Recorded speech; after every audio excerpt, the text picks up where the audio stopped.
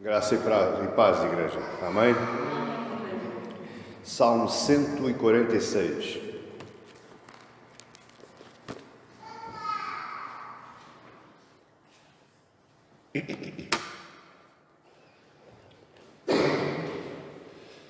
Louvai ao Senhor, ó minha alma, louva ao Senhor.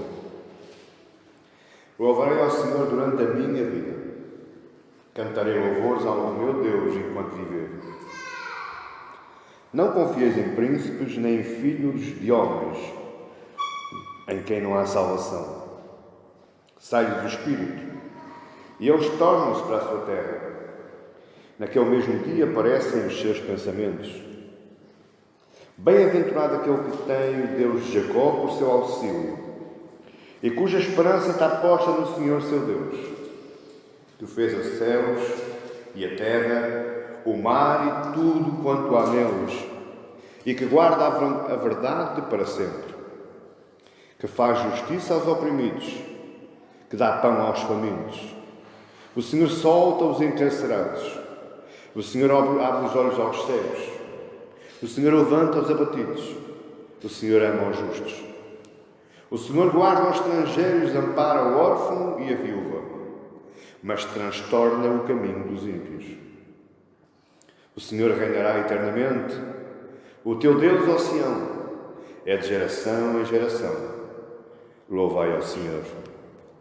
Pai Santo, que honra, Senhor, que privilégio é termos a Tua palavra aberta nas nossas mãos. Senhor, os nossos corações também estão preparados.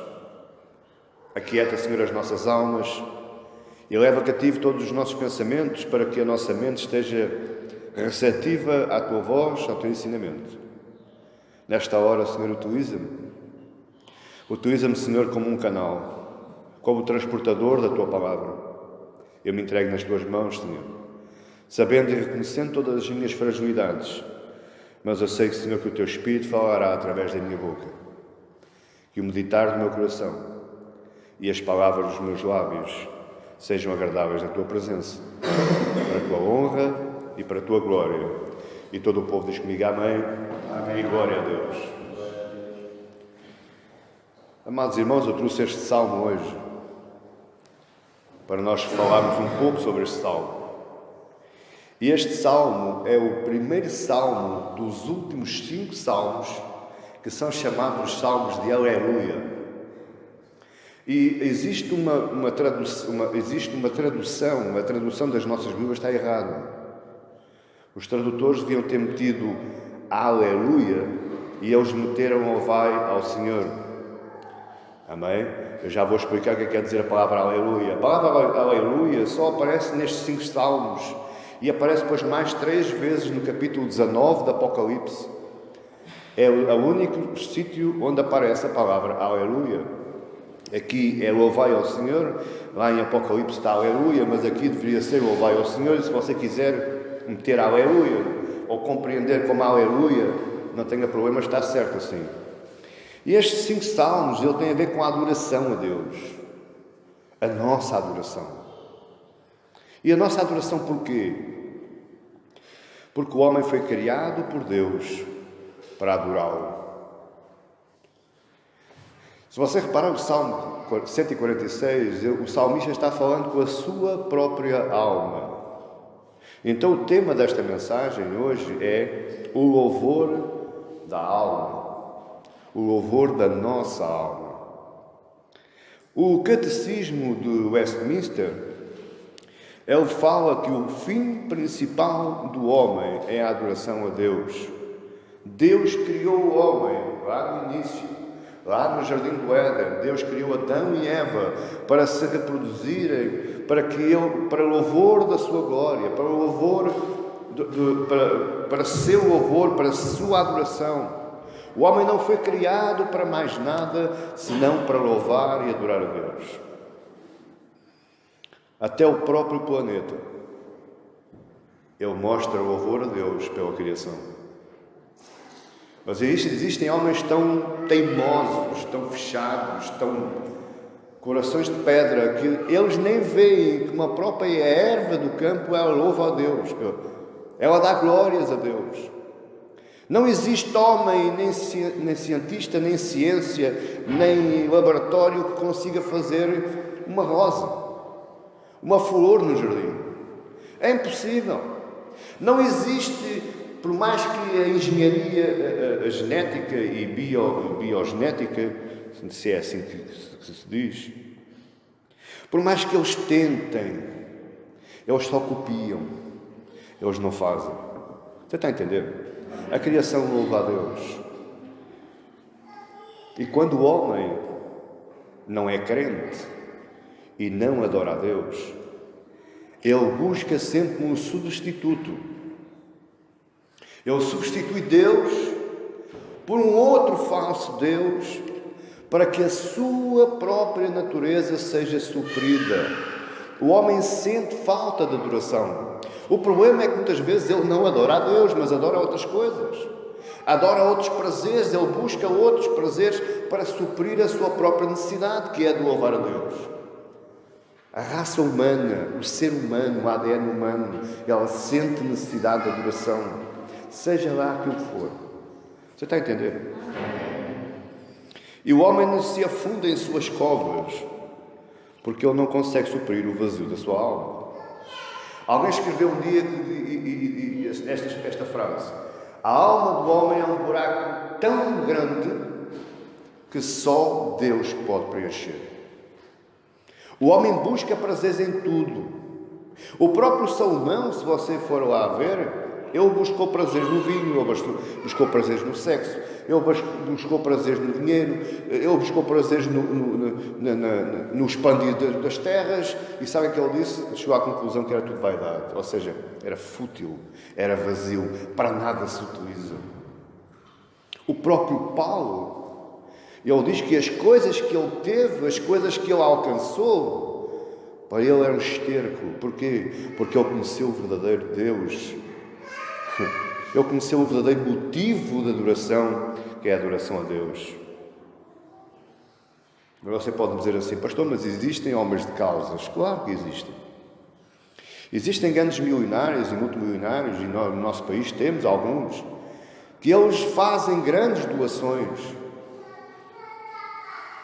Mas essas doações, eles fazem-no para complementar a ânsia de se preencher, para complementar a ânsia de fazer o bem e de adorar a alguém. Você está a entender? Não é espontâneo. Porque quer queiramos, quer não, o homem tanto tem bom como tem mau. E o homem, quando dá algo, por isso é que Jesus diz: não conheça a tua mão esquerda aquilo que faz a tua mão direita, porque Jesus conhece bem o homem. E nós damos, nós oferecemos, nós ofertamos, mas estamos sempre com aquele mostrar: não, aquele é um homem caridoso, aquele é um homem misericordioso, é piedoso. Faz bem ao nosso ego, faz bem ao nosso orgulho ouvir certas palavras dessas. Então esses homens, eles só fazem para complemento das suas próprias almas. E todos estes 5 salmos, os 146 ao 150, que são os salmos da Aleluia, eles foram compostos por vários salmistas para levar o povo a adorar a Deus com a sua alma. E quando eu falo alma, a alma é o nosso entendimento. Por isso é que Jesus diz em espírito e em verdade. Parte espiritual e a parte de verdade é a parte da alma, é a parte do entendimento. Louvar a Deus não é de qualquer forma, meus amados irmãos. Eu tenho que saber que estou louvando a Deus. E qual é o Deus que eu estou louvando? Você está a entender isto? Os 5 salmos falam. O 147 fala porque Deus edifica a sua igreja. 147, verso 2 diz assim: o Senhor edifica Jerusalém e congrega os dispersos de Israel. O 148, ele diz que toda a criação louva ao Senhor.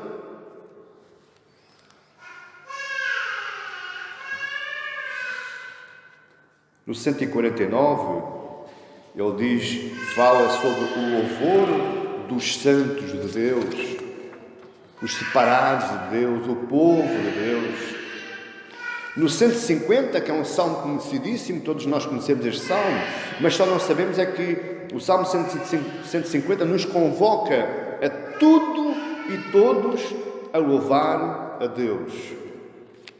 E o 146 fala do louvor da alma. Se você reparar em todo o salmista está falando consigo mesmo. Está falando com a sua alma. É como se tivesse um diálogo com alguém imaginário. Todo o louvor, amado irmão, ele tem que começar na alma. Todo o louvor, ele tem que começar aqui. Se você não louva com entendimento, das duas uma. Ou você não está no sítio certo, ou então você é tolo. Por que é que você louva a Deus? Qual Deus é que você louva? Qual é o tipo de louvor com que você louva? O Salmo nos convida a dialogarmos com a nossa alma. Porquê? Porque o louvor nunca pode ser externo. Isso é o que nós vemos mais aí. É louvores externos. É louvores que serve para massagear o nosso ego. É louvor que serve para crescer no nosso orgulho. É louvor que serve para colocarmos numa posição para a qual nós não fomos nem sequer convidados, quanto mais chamados. Só isto é que é o louvor externo. Eu convidava você, quando louvasse, antes de começar a cantar hinos ou cânticos, veja a primeira letra. Veja o que é que lá está escrito. Se o que lá estiver escrito for cristocêntrico, então você aprenda e cante. Agora, se o que lá estiver escrito for antropocêntrico, risque. Não perca tempo. Ai, pastor, mas é tão bonito. Mas não vale nada. É um louvor externo e a alma. O louvor tem que vir interno. Porque a palavra aleluia, está aí está escrito louvai ao Senhor, mas é aleluia. Aleluia quer dizer louva a Yahvé. E está no imperativo. É uma ordem, é um mandamento. Quando Jesus falava com a mulher samaritana, e ela dizia, pois, mas vocês dizem que é em Jerusalém, mas foi neste monte que os nossos pais adoraram. E Jesus vai dizer, haverá um dia, e este dia já o é que nem em Jerusalém, nem neste monte, porque Deus busca adoradores que o adorem em espírito e em verdade.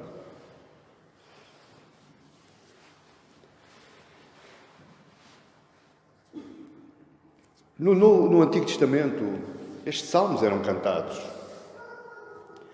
Só que se você conhecer um bocadinho da história do Antigo Testamento, do culto do Antigo Testamento, você vai ver que aqueles cultos eram mecânicos, eram cultos metódicos, tinham métodos.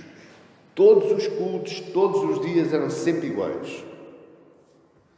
O livro de Hebreus, o autor de Hebreus vai-me dizer assim no capítulo 9, versos 9 e 10, que o culto do Antigo Testamento era uma alegoria para o tempo presente, em que se oferecem dons e sacrifícios que, quanto à consciência, não podem aperfeiçoar aquele que faz o serviço, consistindo somente em comidas e bebidas e várias abluções e justificações da carne impostas até ao tempo da correção. O verdadeiro adorador do Antigo Testamento não era aquele que ritualizava o seu culto.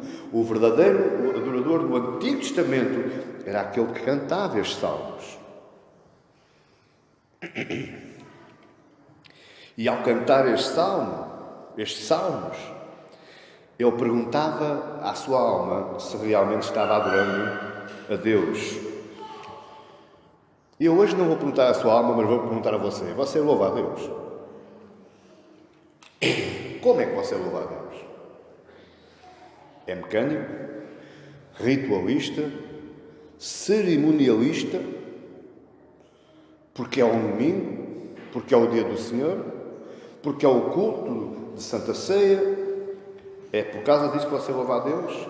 É assim que você louva a Deus? Você louva a Deus porque por obrigação? Se eu não louvar a Deus, Deus castiga. Se eu não louvar a Deus, vou para o inferno. É assim que você louva a Deus? Ou é por prazer? Eu louvo a Deus porque eu sinto prazer de louvar a Deus. Eu louvo a Deus porque eu sinto que eu estou entrando numa lavagem automática na minha alma. A minha alma está sendo lavada, está sendo transformada. Por isso é que eu louvo a Deus. Eu louvo a Deus porque eu sinto necessidade interior de louvar, de externalizar a minha adoração a Deus. É por prazer. Você e eu precisamos aprender a ter prazer na adoração. Porque esse foi o motivo para o qual você foi criado. Você sabe o que é que eu adoro aqui em cima de olhos fechados? Para não ver misérias. Porque há pessoas que externalizam o seu culto e isso nota-se. É externo. O louvor não sai de dentro, o louvor não é sentido, o louvor não é dirigido. É um culto, é um louvor por obrigação, porque está toda a gente a cantar ao meu lado, pastor. Que jeito é que eu tenho que ficar calado? Eu tenho que cantar também. Mas quando a gente externaliza a nossa adoração, o nosso louvor, mais vale estar calado. Porque o calado também está adorando. Amém, igreja? A sua religião não pode ser mecânica. A sua religião não pode ser metódica. O seu culto não pode ser ritualista. Tem que ser um culto sentimentalista, sentido, externalizado de dentro para fora. Eu queria falar de 3 passos que o Espírito Santo nos dá. Ou melhor, 3 passos que o Espírito Santo toma para nos convencer a adorar a Deus. Porque por você mesmo, você não adora a Deus, sabia? Não. A sua natureza pecaminosa, a natureza herdada através do nosso pai e da nossa mãe, Adão e Eva, eles cortam, eles quebram. É um muro de separação entre nós e Deus e a nossa alma, por nós próprios, não adora a Deus. Tem que ser um trabalho do Espírito Santo. É Ele que nos vai convencer e há 3 passos que Ele toma para nos convencer. O primeiro passo é que Ele nos dá uma consciência. E está lá no verso 1. Louvai ao Senhor, ó minha alma, louva ao Senhor. Eu estou falando com a minha alma, eu estou dando uma ordem à minha alma, eu estou desafiando a minha alma para louvar a Deus, mas esse desafio, essa ordem, esse diálogo só é feito através do Espírito Santo. Nossa adoração tem que ser completa, do interior para o exterior. Quem me vir adorar, ele tem que saber que eu estou a adorar com o coração, com a alma, com o entendimento, com sentido ao verdadeiro Deus. O farisaísmo da época do Antigo Testamento e na época de Jesus não pode servir de exemplo. Servir de exemplo, sim, mas não fazermos aquilo que eles faziam. Porque o farisaísmo, ele começa com uma boa intenção, mas com uma muito má teologia. Porque os fariseus, o que é que eles gostavam? Do estatuto, da posição, de ocupar os melhores lugares. E se você ver o discurso de Mateus 23, que Jesus profere contra os fariseus e contra os escribas, você vai ver porque é que Jesus proferiu esse discurso. Foi por causa da má adoração que esses fariseus levavam o povo a fazer. Nós vemos Jesus a falar do fariseu, do publicano. O publicano, coitado, estava de joelhos no chão, com a cara no chão, e ele nem olhava para cima, ele tinha vergonha porque ele era fraco, ele era pecador, ele não era conhecedor de nada. Mas o fariseu estava de pé, peito cheio. Eu aqui jejuo 2 vezes por semana, dou as minhas ofertas e os meus dízimos. Nunca falta uma festa. Faço as minhas orações a tempo e a horas. Não sou como esse aí. Não pode ser um exemplo para nós. Porque a arrogância não é louvor. Você pode fazer tudo isso por amor, por gratidão, por louvor, por adoração. Você está a entender isto? Não por obrigação, não por uma posição, não porque isso lhe vá encher o peito. Quando você enche o peito, meu lágrima, o louvor já se foi. O louvor já se foi. Aprenda a chorar, a louvar. Aprenda a se humilhar. Aprenda a descer ao nível que você realmente está na presença de Deus. E isso é um trabalho feito pelo Espírito Santo, através da consciência que Ele nos dá do que é que nós somos hoje e do que aquilo que Deus fez por nós, entregando o seu Filho na cruz, para nos resgatar, para nos redimir, para que a culpa do pecado não mais nos afetasse e não mais bloqueasse a nossa adoração, o nosso louvor entre nós e Deus. Muitos perderam a noção da adoração, infelizmente. Isso é o que nós vemos mais hoje, infelizmente. Perderam a adoração, a noção da adoração, e tomaram a posição do orgulho posicional. Eu hoje sou um pastor de uma grande igreja. Aliás, cada dia que eu prego melhor. Sou mais erudito, sou mais estudioso. Você está a perceber o que é que eu estou falando? Orgulho posicional. Começa-se a olhar para o povo de maneira diferente. Esquecendo-nos nós de como é que nós éramos quando entramos na igreja a primeira vez, quando nos sentámos a primeira vez nessas cadeiras lá atrás, meio ao fundo, que é para não sermos vistos. Mas hoje baseamos a nossa vida, pelo facto de estarmos aqui hoje, a olhar para vocês todos. Você está a entender isto? Orgulho posicional. O segundo passo, o primeiro passo é a consciência. O segundo passo que o Espírito Santo toma em relação a nós, para que nós o louvemos a Deus, é que nos dá uma visão eterna. Não é uma visão temporal. Não é uma visão ocasional. Não é para o momento. É uma visão eterna. Isso está lá no verso 2. Louvarei ao Senhor durante a minha vida. Cantarei louvores ao meu Deus enquanto o quê? Viver. Cantarei louvores ao meu Deus enquanto eu for. Nossa adoração tem que estar baseada na perspectiva das coisas eternas. Eu não louvo a Deus por aquilo que eu tenho hoje. Eu louvo a Deus por aquilo que eu vou alcançar lá. A coroa da glória, a coroa da justiça. O abraço de Cristo, o beijo de Cristo, poder olhá-lo face a face, olhos nos olhos, comungar com Ele na mesma mesa, louvar ao mesmo Deus que com Ele. O meu louvor tem que ser com essa visão. Eu não posso ligar a minha adoração somente à minha existência eterna. Eu vou adorar a Deus porque eu tenho saúde, porque eu tenho vida, porque eu tenho dinheiro, porque Deus é muito bom para mim e me dá essas coisas todos os dias. Espera, não é assim. A adoração não é assim. Em Apocalipse 5,12 diz que com grande voz diziam: digno é o Cordeiro que foi morto de receber o poder e riquezas e sabedoria e força e honra e glória e ação de graças. Ele é que é digno do nosso louvor todos os dias da nossa vida aqui e lá. A própria Bíblia diz que quando Ele vier, todas as nações o vão louvar. Acreditam elas nele ou não? Quando Ele vier, todo o joelho se vai dobrar e toda a boca vai proferir que Ele é o Cordeiro digno. Toda a boca o vai louvar. Sejam eles justos ou ímpios. Sejam eles crentes ou descrentes. Porque Ele é digno.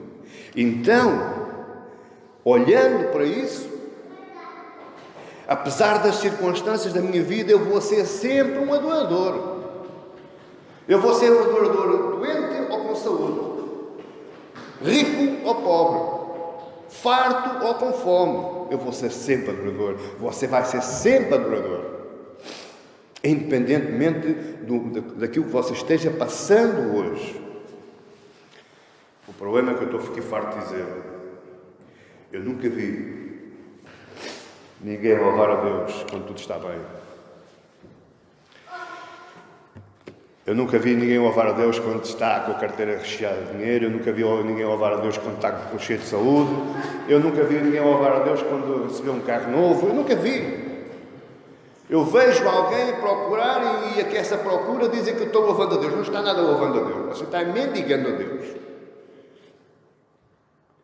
Porque louvor é mesmo quando a gente não tem nada. Por isso é que Jesus diz: adorem o Pai lá no secreto do vosso quarto. É onde a nossa alma está toda despida. É onde a ficha cai.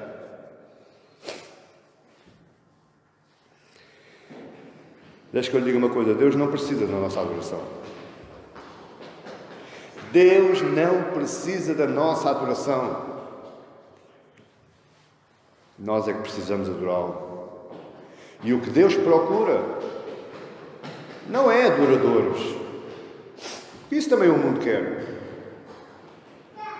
O que Deus procura é corações santos adoradores, em espírito e em verdade, em sinceridade. Qual é que é a coisa mais preciosa que você tem na sua vida? Qual é que é a coisa que você dá mais valor e para a qual você tem sempre os seus olhos voltados? É a sua família? É a sua casa? É o seu trabalho? Você pensa que eu estou a falar de alguma coisa que eu não tenha visto já?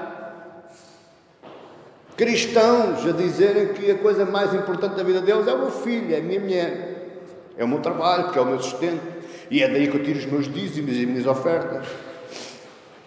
Tudo isso é bom. Mas isso são instrumentos. Tem que ser instrumentos na adoração a Deus. Você está a entender o que eu estou dizendo? Não é porque você merece. Não é porque você é capaz. Não é porque você pode. É porque Ele é gracioso. Ele é misericordioso. E você tem porque Ele deixa. Você tem porque Ele dá. Você o tem porque Ele concedeu. Isso tem que ser instrumentos. Eu louvo a Deus pela minha casa, eu louvo a Deus pela minha família, eu louvo a Deus pelo meu trabalho, eu louvo a Deus pela minha falta de trabalho, eu louvo a Deus pela minha falta de casa, eu louvo a Deus pelo meu casamento, bem ou mal. Você está a entender isto? São instrumentos, não são direções. O terceiro passo, portanto, consciência. O segundo passo, uma visão eterna. E o terceiro passo é confiança e esperança. Está nos versos 3 e 6. Não confieis em príncipes, nem em filhos de homens, em quem não há salvação. Não sai-lhes o espírito, e eles tornam-se para a sua terra. Naquele mesmo dia aparecem os seus pensamentos. Bem-aventurado aquele que tem o Deus Jacó por seu auxílio e cuja esperança está posta no Senhor seu Deus, que fez os céus, a terra e o mar e tudo quanto neles há, e guarda a verdade para sempre. Deixe-me ir um pouco ao contexto deste salmo. Como é que aconteceu este salmo mais ou menos existe uma possibilidade, e isso nós vemos na Septuaginta, que foi a tradução do hebraico para o grego, em que a Septuaginta afirma que este salmo foi composto por dois profetas, Ageu e Zacarias. Se essa possibilidade está certa, então foi no pós-exílio. Foi quando o povo de Deus retorna do exílio, Deus dá, o Espírito Santo trabalha no coração do rei Medo-Persa, e ele liberta o povo e deixa o povo sair.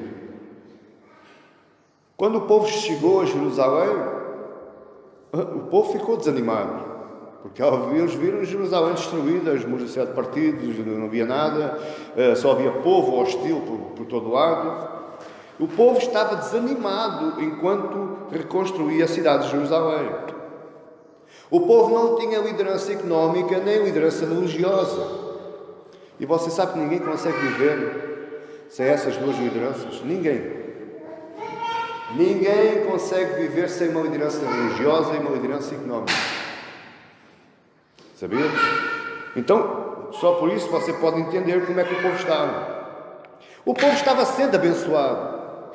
Tudo produzia nas suas mãos.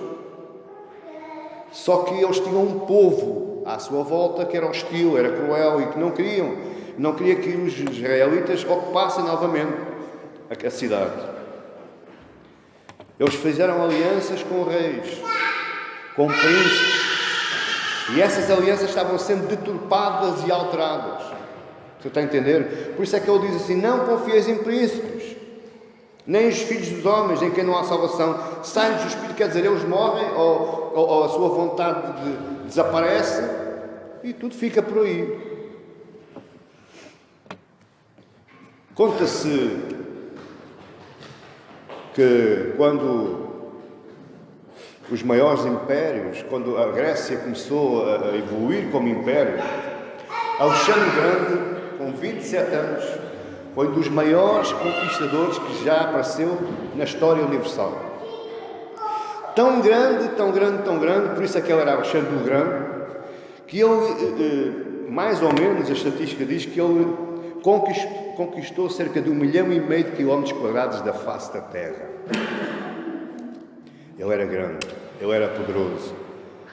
Só que houve um problema. Bem novo, ele apanhou febre amarela e morreu. O que diz aqui a Bíblia é que bem-aventurado aquele que tem o Deus de Jacó por seu auxílio e cuja esperança está posta no Senhor seu Deus. Porque o homem parece, o homem morre, o homem enferma e vai-se embora. O Salmo nos convida a louvar ao Deus que está muito acima até do Alexandre o Grande. Porque o Senhor Yahvé é Senhor e dono de tudo, e não só de 1,5 milhão de quilómetros quadrados, mas é dono de toda a terra. Yahvé é o Criador. Yahvé é o libertador do homem. Se você ver aí no verso 7, Ele é que faz justiça aos oprimidos, que lhe dá pão aos famintos. O Senhor solta os encarcerados, o Senhor abre os olhos aos cegos, o Senhor levanta os abatidos, o Senhor ama os justos, o Senhor guarda os estrangeiros, ampara o órfão e a viúva, mas transtorna o caminho dos ímpios. Amém? Ele é o libertador. Então, resumindo isto, por causa disto, nós temos que ter uma adoração consistente e íntima. Uma adoração com perspectiva nas coisas eternas e não nas coisas terrenas. Uma adoração com confiança e esperança no único e suficiente Deus, o Criador do céu, da terra e do mar. Você já tem razões agora para adorar este Deus? A sua alma já está inclinada à adoração a este Deus? Mas ainda temos um quarto passo que o Espírito Santo nos dá, que é o reino. E o verdadeiro adorador, o reino que está lá no verso 10, e o Senhor reinará eternamente. O verdadeiro adorador adora com a perspectiva do reino. Todo o reino tem um rei.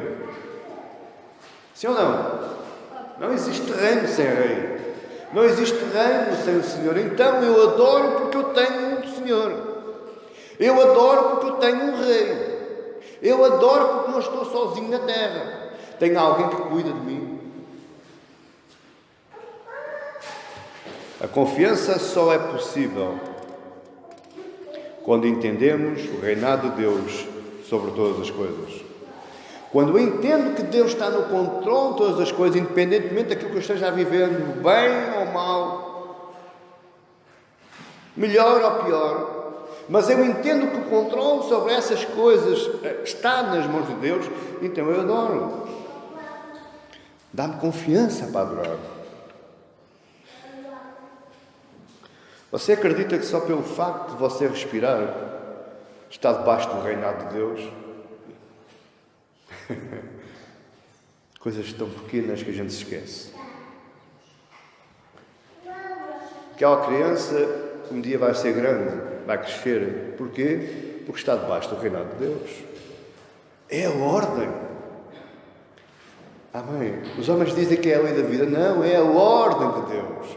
É o reinado de Deus. É o controle de Deus. Você está a entender até aqui? Nós somos chamados, irmãos e irmãos, a cooperar com o reinado de Cristo através da nossa adoração. Através da nossa adoração. Nós não podemos ser crentes sem adoração.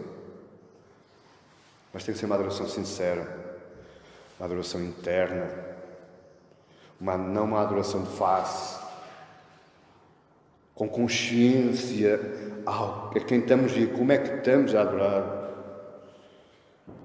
Sabendo que adoramos muitas vezes nesta terra em pranto e lágrimas e desassossego e em sacrifício.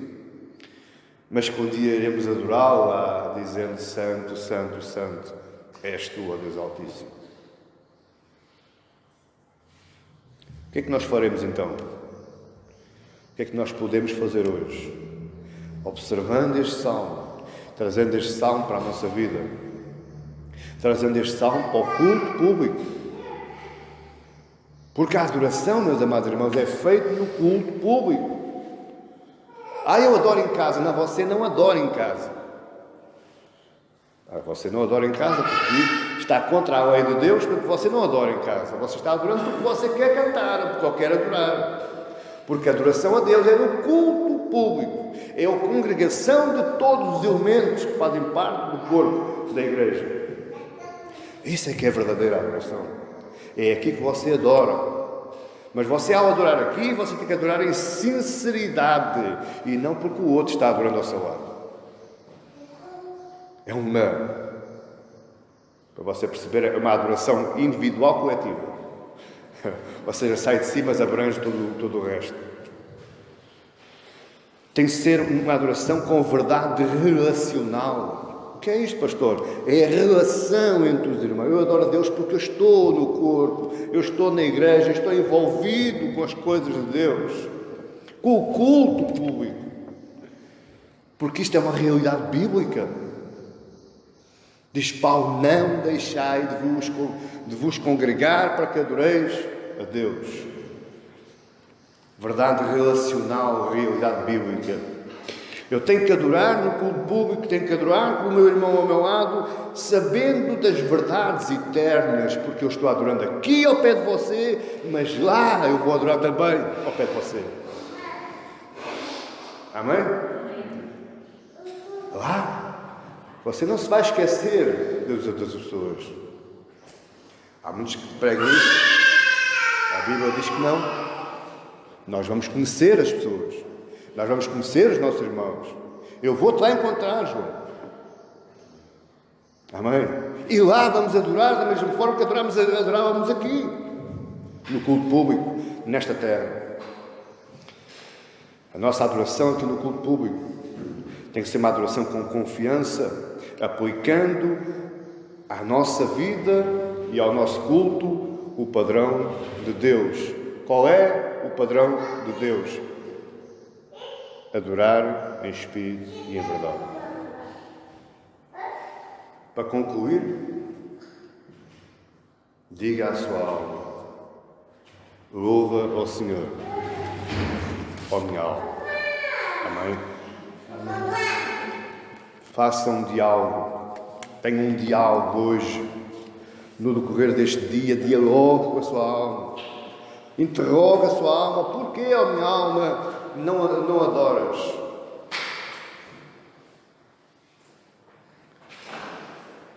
Diz o hino que nós cantamos muitas vezes: por que te abates, ó minha alma? Se sabes que tens um Deus Criador de todas as coisas, se sabes que tens o Deus que é o Senhor, é o Yahvé, o Senhor da alma, por que te abates? Louva ao Senhor, ó minha alma. Amém. Fica de pé.